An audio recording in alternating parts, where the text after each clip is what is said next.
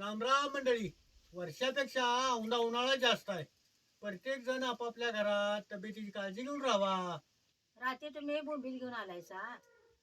आता आरावर भाजून चुलीवरचं झणझणीत बोंबीलचं कालवण करतो. आणि चूल बी चांगली पेटली आणि आर बी पडलाय, आता आरावर भाजून घेते की. मग आवर तर लवकर.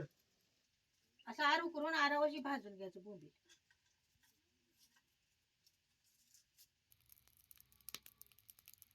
असं खालवर खालवर करूनच बोंबील भाजून घ्यायचं.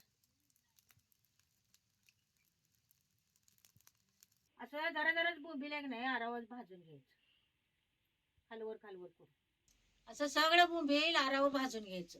तुमच्या चूल नसली तर गॅसवर भाजली तर चालतंय. आणि असं भाजून घेतलं का नाही की खाताना मग कालवणाचा वास येत नाही. आता ही भाजलेलं बोंबील चिरून जरा पाण्यात टाकायचं. असं प्रत्येक बोंबीलचं तोंड आणि शिपूर जरा काढून टाकायचं.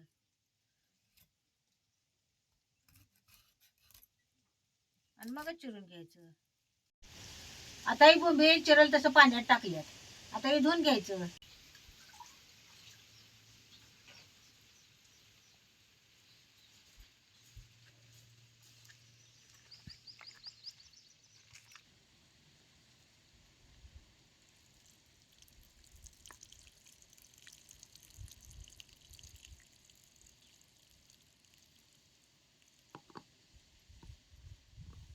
असं ही बोंबील चांगलं धुवून घ्यायचं.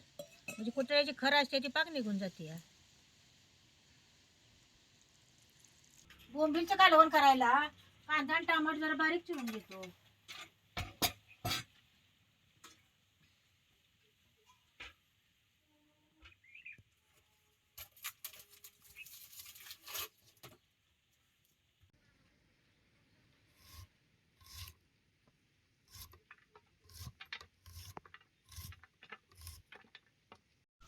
बोंबीलच्या कालवणाला कांदा जरा जास्तच घालायचा, म्हणजे कालवण खाताना चांगलं लागते.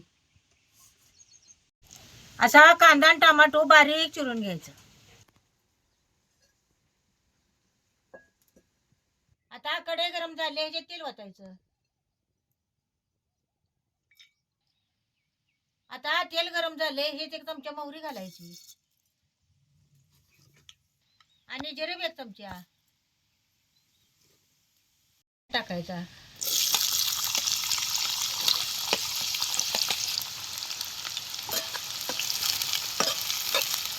असा तेलात कांदा भाजत आला की मग ह्याच्यात टमाटर टाकायचं.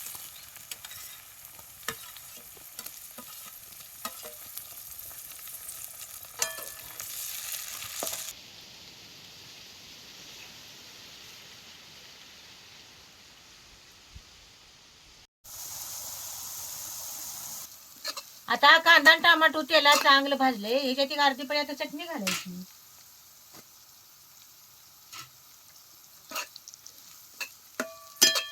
चटणी बी तेलात चांगली भाजून घ्यायची आणि अर्धा चमचा हळद बी घालायची.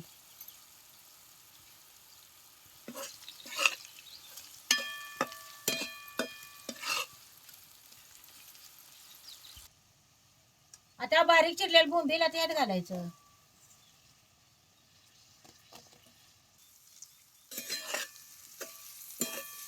आता ही बोंबील चांगली खालवर करून घ्यायचं आणि मग त्याच्यात पाणी घालायचं. आता ह्याच्यात जरा पाणी ओतायचं.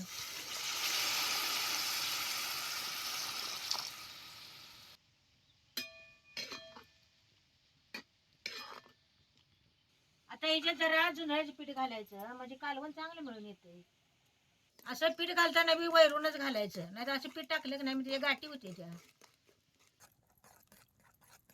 बोंबील शिजायला लय उशीर लागत नाही, एका उकळीतच बोंबील शिजते. बोंबील खराट असते त्यानं कालवणात मीठ घालायचं. आता ह्याच्यात जरा कोथिंबीर घालायची.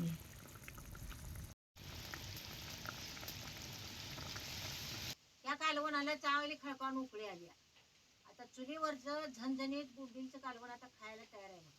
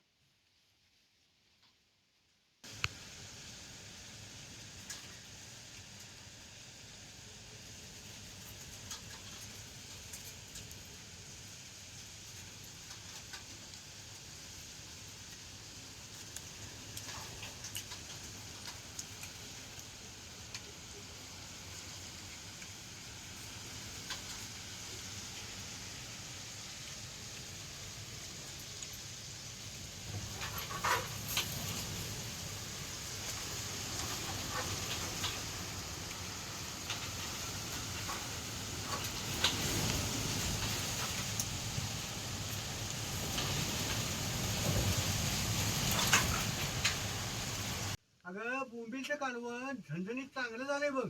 अहो आराव बोंबील खरपूस भाजलं होतं पण कालवण चांगलं झाले आणि वाज अरे. बी येत नाही बा भाजले ते चांगलं. खरंच चांगलं झालंय. तुम्ही एकदा हे असं बोंबीलचं कालवण करून बघा.